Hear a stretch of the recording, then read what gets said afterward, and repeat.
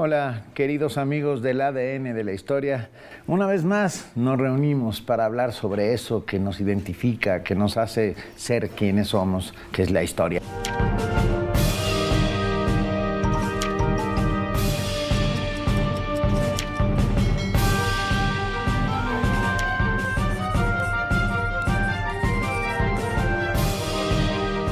Me acompaña Isabel Revuelta. ¿Cómo estás? Gracias, querida. Alejandro Rosas. ¿Qué tal, querido Benito? Oye, nada más antes de agarrar fuerza, te ves chiquito junto al jefe Máximo Calle. La sombra de Calle sobre mí, estoy francamente asustado, pero seguimos aguantaré. En su... Dos hombres siniestros en distintas épocas. ¿Qué dices? Cero.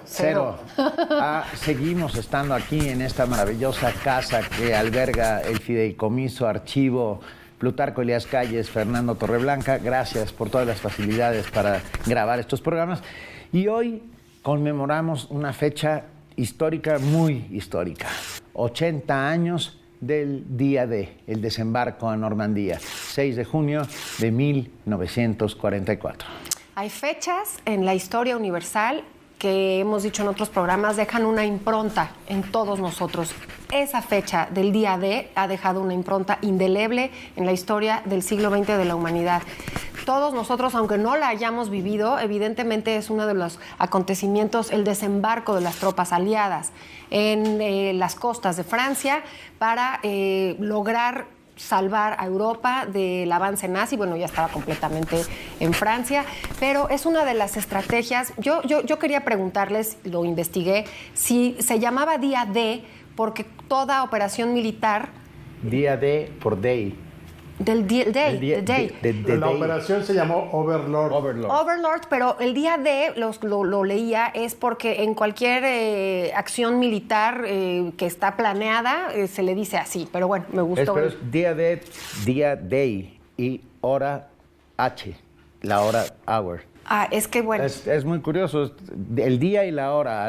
Ese 6 de junio de 1944. Fíjate, apenas 80 años, todavía hay gente que estaban haciendo en el 44. Mis padres, nació en el 37, tenía 7 años cuando el desembarco, mi mamá tenía 4 años. Es decir, es algo todavía que nos está toca. Aquí. Sí, claro. Que lo podías contar todavía con tíos, con padres, con abuelos.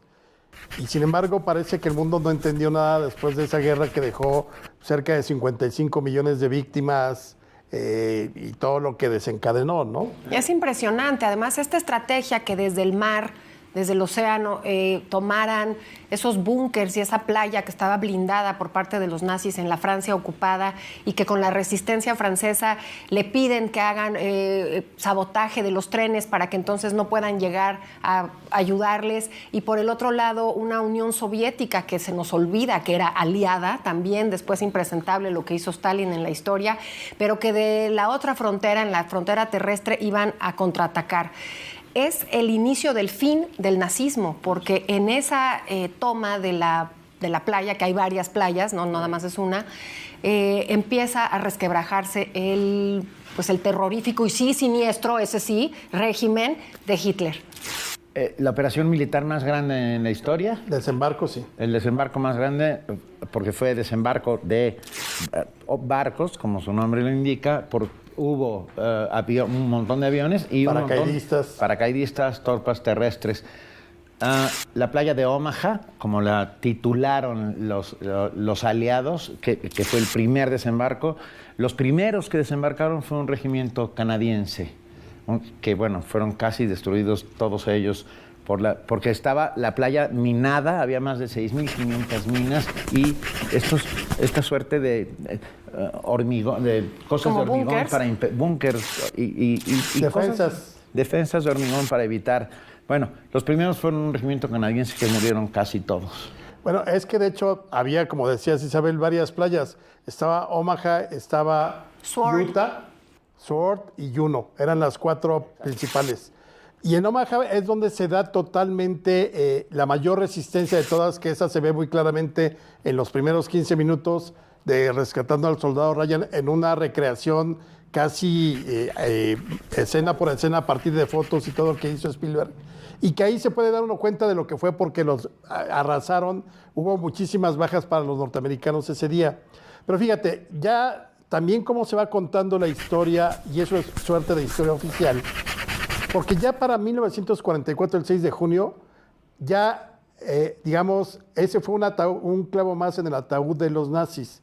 Ya venían los aliados, habían desembarcado desde Italia, en Sicilia, después de haber derrotado a los nazis en África del Norte, hacen su desembarco en Italia. Montgomery, claro. El general Montgomery en inglés. Y de ahí empiezan a ascender por la península itálica, por todo lo que es la bota itálica, para entrar por el sur de Europa hacia Alemania.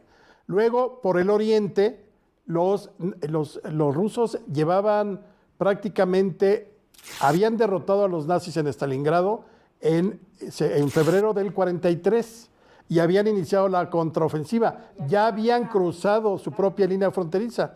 Entonces, el cierre de la pinza, si uno venía por el oriente y el otro por el sur, de todas las tropas aliadas, la que faltaba era desembarcar exactamente en Francia. Ahora, una de las cosas más épicas y que si te pones a estudiarlo, cómo engañar al enemigo. Hicieron prácticamente una obra de teatro, una escenificación fantástica, maravillosa, con radares porque se sabían espiados, para decir que lo que iban a invadir era Calais, en el norte, y no para nada la costa de Omaha, esas playas de Francia. Pero estaba leyendo que lo hacen tan de verdad que incluso bombardean la población. Imagínate lo que es una guerra. Es impresentable, pero bueno, es una de las estrategias. Y un Churchill que estaba en contra, no en contra, pero tenía sus dudas con respecto a este ataque por mar, porque le recordaba una gran tragedia en la Primera Guerra Mundial que había acabado de una manera terrible. Porque además tenían esa información de que estaba minada toda la playa que iban a invadir, y resulta que nada más un 20% de toda esa playa era la que tenía estos búnkers y esa línea, porque no había tenido dinero el nazismo para ponerla. Sin embargo, lo que tú dices, Benito, en Omaha se hace una carnicería, porque ahí sí estaba sumamente bien hechos los búnkers, y la línea de fuego, las ametralladoras, bueno, se morían por segundos. Miles y miles de soldados canadienses, británicos y estadounidenses. No recuerdo bien cómo se dividen por playas, porque no van todos, digamos... En Omaha es donde están más las fuerzas norteamericanas. Exacto. Entonces, realmente sí fue un tema bélico, de estrategia, así como las grandes batallas de Napoleón. Esta es la gran batalla de la Segunda Guerra Mundial. Hay que recordar que unos meses antes se habían reunido las tres grandes potencias de los aliados en Teherán, en Yalta, ¿no? Si no me equivoco. Stalin, Churchill y Roosevelt todavía. Y Roosevelt todavía, por supuesto. Justamente para planear este cierre de pinza, como muy bien lo cuenta. Estaba en los últimos... Y por otro lado, déjenme decirles algo que viene a cuento por lo que estamos viviendo hoy en día. Mientras tanto, en Los Álamos, Nuevo México, Oppenheimer y su grupo de científicos estaban creando la bomba atómica porque pensaban usarla contra los alemanes. No les dio tiempo. La carrera era contra Alemania. La carrera era contra Alemania. La lógica era utilizar esta bomba atómica creada en Los Álamos, Nuevo México, contra los nazis, pero no les dio tiempo. Pero luego pudieron hacerlo contra Japón. Claro, y además un ataque realmente con pinzas, porque no nada más daban señales falsas, sino que a las 12 de la noche del día, que estaba planeado para el 5 de junio, pero la lluvia no les deja hacerlo, y entonces lo harán el día 6. Pero en la madrugada, las 12 de la noche, 1 de la mañana, es cuando empieza el ataque de los paracaidistas a todos los soldados alemanes que estaban en la costa. Pero cuando empiezan a aventarle esos mensajes a Hitler, que, oiga, despiértese, porque no sé si sea leyenda o no, lo he leído varias veces, que no se atreven a despertar al Hitler, al Führer, a las 2 de la mañana.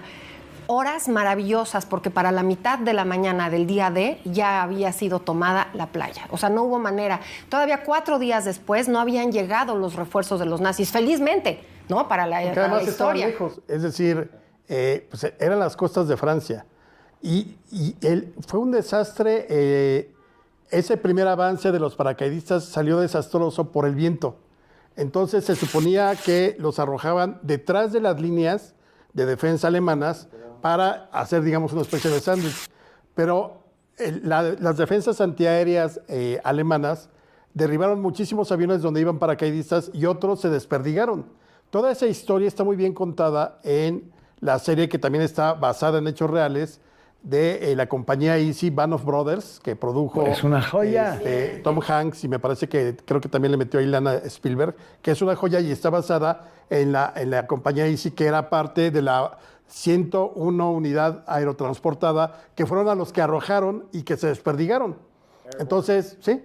Por el mal tiempo. Por el viento, exactamente. Entonces, cuando llegan el desembarco ya anfibio y que llegan la infantería y todo, pues se dan cuenta de que no habían todavía ocupado los lugares que tenían que ocupar los paracaidistas. Pero pues aún así les salió. Aún así le salió. Hay que decir que media Europa estaba ocupada por el nazismo, empezando por Polonia, por supuesto, Polonia, Holanda, Ámsterdam, iba a decir, Holanda, Italia, Bélgica, Grecia, más de media Europa. Bueno, y todo la República Checa, bueno, claro. Era Checoslovaquia, toda la Europa Hungría, oriental. Todo eso había estado, al menos hasta esos momentos, en poder de Alemania. Y este mítico mariscal, general Rommel, es una de sus grandísimas derrotas porque no puede defender este avance y empieza a resquebrajarse por ahí, empiezan a llegar a los pueblos. Hay muchas películas, no nada más hay unas. O sea, a mí Band of Brothers me encanta, me gusta Saving Private Ryan, me gusta muchísimo también. Se me hace tremenda esas primeras escenas, pero siempre sale, digamos, en cualquier película de la época, en cualquier película de la Segunda Guerra Mundial, el avance en los pueblos y lo que significa la resistencia, esas guerrillas que oponen, porque ya están librándose las batallas en tu bodega, en el granero de tu casa, ¿no? Lo mismo que pasó en la Primera Guerra Mundial también. Entonces, lo tenemos ya muy asimilado, pero es tan cercano. Hay mucha gente que vive todavía que eran niños y escuchaban esas noticias. Pero para aterrizarlo en México, ¿cómo se vive el día D en nuestro país? Sería interesantísimo, es muy lindo ir a las hemerotecas y ver los encabezados de los periódicos de ese hecho y de ese día importantísimo. Y los radios, la radio había jugado un papel importantísimo. Claro. La gente estaba pendiente a partir de que se supo que el 6 de junio por la madrugada comenzó el desembarco a Normandía. La gente estaba muy pendiente de lo que estaba sucediendo. Todavía pasan algunos meses antes de que los rusos entren a Alemania, claro, a Berlín. A Berlín. La batalla de Berlín empieza el 16 de abril del 45, imagínate. O sea, un año después, casi. Sí, de hecho, ya llegan a Cracovia los rusos, cerca de Cracovia, que es cuando descubren Auschwitz en enero del 45. O sea, todavía le colgaba, es junio del 44. Y lo que fue casi inmediato fue que para el 24 de agosto, ya las tropas aliadas que habían desembarcado y que habían seguido llegando más y más, liberan París. El 24 de agosto del 44 es la liberación de París y que pues, ahí se ven las escenas increíbles. Que puede ver en las fotografías o en el pietaje que hay de la época. Y todavía faltaba el Pacífico, que es por eso que la bomba atómica va a poner de tajo, a rajatabla y de manera violentísima de la humanidad las dos bombas atómicas en junio de 1945. Agosto, un año y pico después. Agosto del 45. Y Nagasaki. Porque los japoneses todavía no estaba definido qué iba a suceder en el Pacífico, ¿eh? O sea, estaba fuerte la guerra. Cuando junio del 44 todavía no estaba inclinada la balanza, como aquí ya estaba muy inclinada hacia el lado de los aliados. Simplemente había que pues dar la puntilla final. De hecho, Montgomery, que ahí la regó terrible, organiza, después del desembarco a Normandía, unas semanas después organiza la operación Market Garden, que es un desembarco, o más bien una invasión así brutal con paracaidistas y todo en Holanda. Y se dan cuenta de que ahí están todavía muy armados los alemanes y los derrotan, miles de bajas. Se tienen que regresar otra vez a las posiciones que tenían en Francia, porque ellos pensaban que, me parece que julio lograban tomar Holanda, pues ya la entrada a Alemania era prácticamente a la vuelta. Claro. y no. Y eso determinó que se extendiera todavía unos meses más el conflicto militar. Y bueno, eso que las Naciones Unidas tras la Segunda Guerra Mundial propuso que jamás volviese una situación tan terrible como las grandes guerras del siglo XX, y la UNESCO, que también es un instrumento que a través de la educación y la cultura darnos cuenta que la humanidad no podía jamás permitir genocidios. Es la primera vez que se utiliza el término genocidio. Pues no es el único genocidio. Basta ver el siglo XX para darnos cuenta que, para muestra un botón, siguen existiendo los genocidios, siguen existiendo las guerras. Parece que no hemos aprendido nada. Las Naciones Unidas ahora están más comprometidas que nunca por esa ineficiencia. La historia nos da las lecciones y yo creo que es muy buena maestra, porque si no las aprendemos bien, la vuelve a repetir. No se vayan, regresamos en unos minutos con el día D.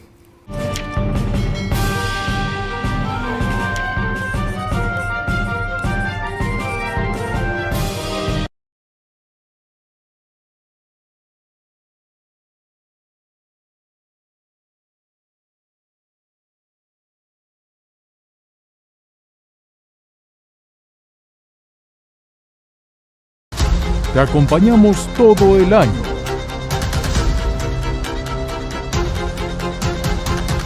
Mantente bien informado a lo largo del día. En tus espacios favoritos. Somos tu central de noticias de confianza.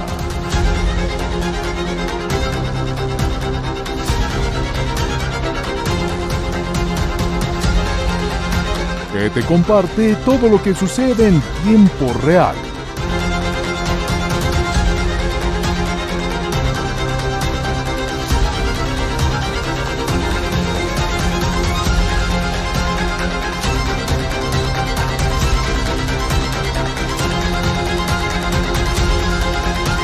ADN 40.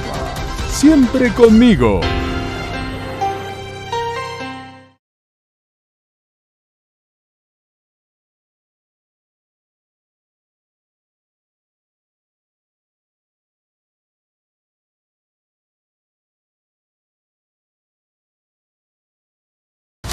Te acompañamos todo el año.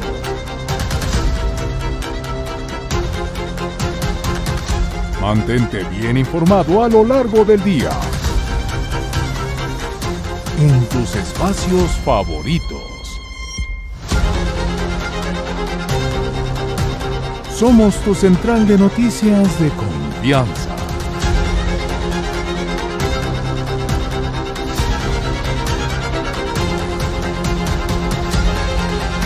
Que te comparte todo lo que sucede en tiempo real.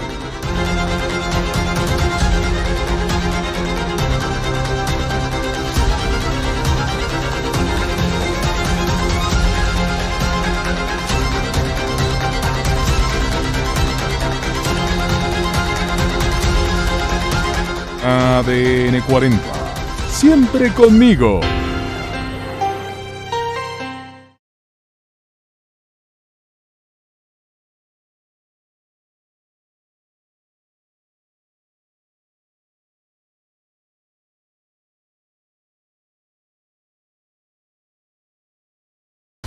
Te acompañamos todo el año.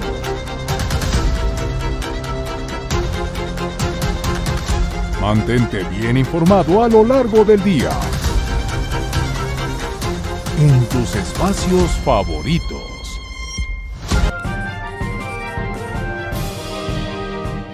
Y ya estamos aquí de regreso en la maravillosa casa que alberga el Fideicomiso Archivo Plutarco Elías Calles Fernando Torreblanca en la colonia Roma Norte, a los cuales agradecemos enormemente habernos facilitado sus instalaciones. México, a pesar de haber sido siempre un aliado neutral, al final, hacia el año, a finales del 44, ¿no? En el 42 entra la guerra. En el 42 entra la guerra y coopera ya para la guerra del Pacífico, o sea, para la guerra contra los japoneses, con el famoso Escuadrón 201. Que ya para el 6 de junio del 44 ya estaban entrenando en Estados Unidos, que se llevaban a varios pilotos de aquí. Ahora, Mira, nuevamente, como siempre hay ejemplos, en la historia de México nos gusta mucho jugar con las palabras y los términos. Se supone que somos neutrales por nuestra tradición diplomática. Entonces, México se declaró en estado de guerra después del hundimiento del Faja de Oro, el Tuxpan, Potrero de Llano y varios más. No dijo, voy a declarar la guerra, sino me declaro en estado de guerra, lo cual era, digamos, asumir una posición defensiva, pero de todas maneras estabas dentro del conflicto. Y fue el único país de América Latina que no, que prácticamente no mandó tropas al frente europeo, salvo, por ejemplo, Brasil mandó varios miles de hombres. Tiene una historia muy interesante ahí. Pero México nada más fue mucha materia prima, la radio, la cinematografía, que todo eso ayudaba. Por ejemplo, de esa época es esta película terriblemente aburrida, asquerosa, Los Tres Caballeros. Ah, sí, de Disney. Pancho Pistolas, que era el gallo mexicano, el Pato Donald y José Carioca. Y que era la idea de la hermandad, que ya Estados Unidos estaba proponiendo la unidad latinoamericana a raíz del panamericanismo, ¿no? Sí, el New Deal. Bueno, sin duda, y que además a México le beneficia. Tuvimos una especie como de juego ahí interesante, no nada más geopolíticamente, ¿no? Porque también México, al estar tan cerca de Estados Unidos, en algún momento fue de interés de Alemania, digamos, invadirnos o que fuéramos a favor. Y México había tenido una muy buena relación con Alemania de hacía muchísimos años. Está también lo de la Primera Guerra Mundial, el telegrama Zimmermann, pero no es, digamos, que se haya dado un nazismo así que brotara como por fuentes en nuestro país, no. Pero había.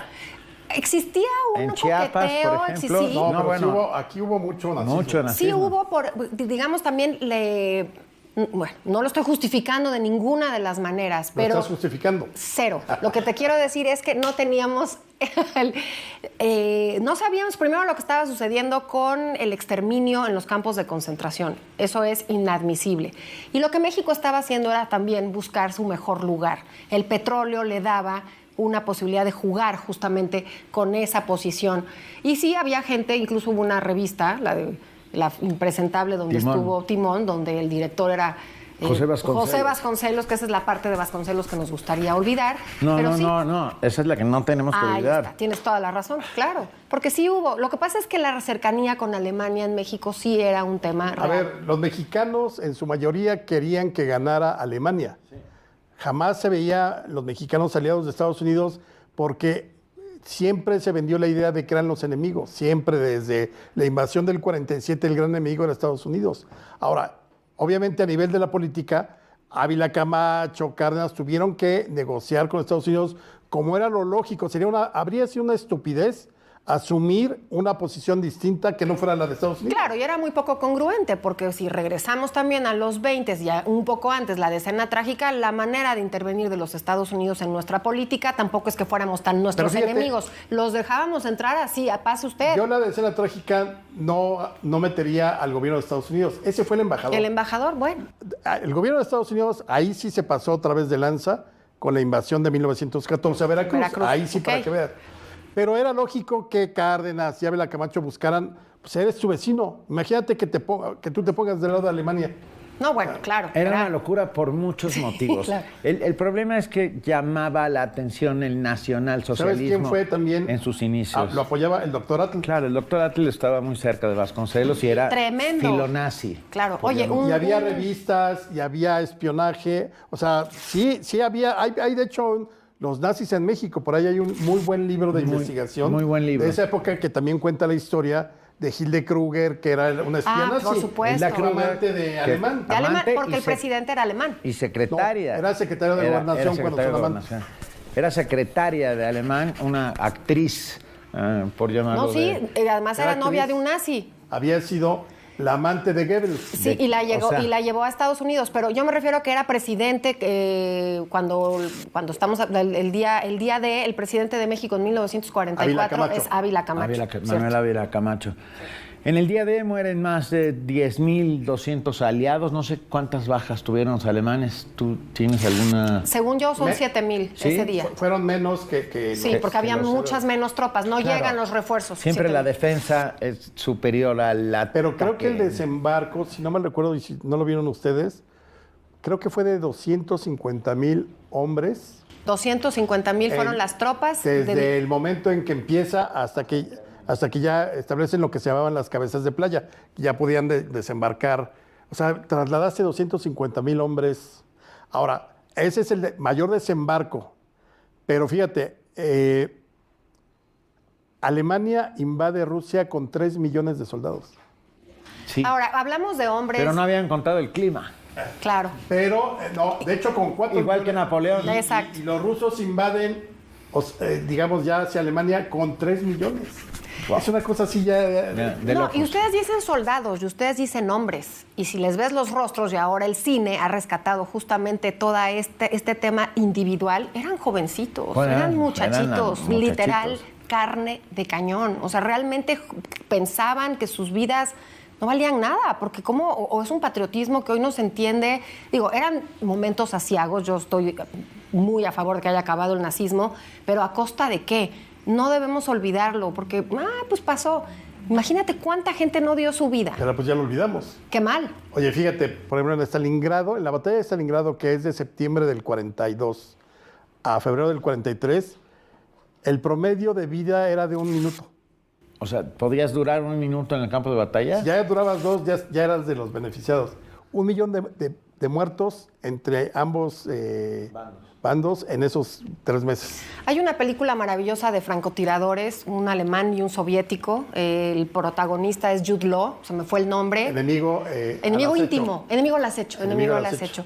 Y hay una frase tremenda donde le están diciendo al soviético, pues van a defender todos, pero tú sí tienes fusil y tu compañero no. Y el mío, no te preocupes, en cuanto lo maten es el tuyo. Literal, menos de 1 minuto. Es una cosa brutal. A mí el tema... Y el francotirador que sí existió, sí, aunque el alemán no, es Vasily Zaitsev. Fíjate que yo tuve la oportunidad de retratar su fusil y su fue un héroe de la guerra. En el Museo de la Guerra en Moscú. Gran película. Es que estábamos diciendo, queridos televidentes, que grandes películas o series sobre ese día. A ver, otra gran película de la... Bueno, ¿te acuerdas? Esa es más vieja, pero la anterior a la del Soldado Ryan, que es sobre el Día D, muy histórica, es el Día D, así se llama. Sí.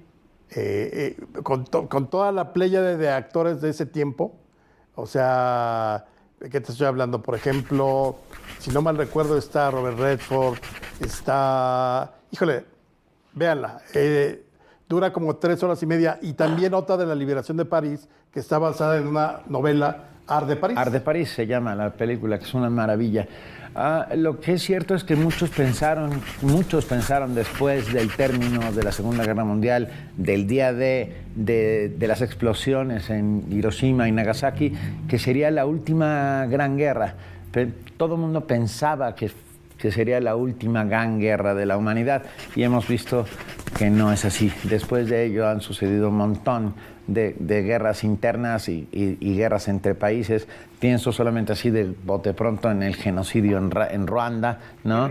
Entre otras muchas. Entre otras, y también lo de los Balcanes. Oye, pero justo en esa década, en esa época en México, los años 40, nuestro país sí vive una bonanza, porque la guerra beneficia la sustitución de importaciones. Entonces, nuestras empresas, nuestra economía tienen una bonanza, también es una época nuestro cine, porque no se hacía cine. Efectivamente, porque no había cine en Hollywood, estaba cerrado, entonces se hizo acá. Llegó mucho capital, o sea, México sí se beneficia por la Incluso con los acuerdos migratorios. Claro. Ahí es cuando México, toda esta etapa de los braceros. El plan bracero. Exactamente, había permitido que hubiera contratación de mexicanos bien regular y todo. El problema es que en algún momento dado, ya cuando terminó la guerra, se chamaquearon a muchos de los trabajadores. No les pagaron. No les pagaron. El problema fue que se lo quedó el gobierno mexicano de aquella época. Bueno, esto todavía es peor. Claro. Increíble, claro. Increíble, exacto. Invitados porque esa fuerza laboral en Estados Unidos no estaba, pero se nos acabó el tiempo. Solamente el día más largo. Esa es la película, claro. Cierto, sí la recuerdo. Es el día más largo. Sí, es que en inglés sí se llama The D-Day, no sé qué decir. No, The Longest. Entonces es otra, yo la vi. Pero en fin, hay muchas. Einstein, después de ver los bombardeos a Hiroshima y Nagasaki, dijo una frase que habría que recordar. Dice, no sé cómo va a ser la Tercera Guerra Mundial, pero la cuarta será con palos y piedras. Este es un llamado a que no haya más guerras en el mundo, punto. De ningún tipo, todo se puede solucionar. Gracias, Alejandro Rosas, gracias, querida Isabel Revuelta, gracias a todos ustedes por estar con nosotros en este ADN de la historia que hoy se trasladó hasta las costas de Normandía.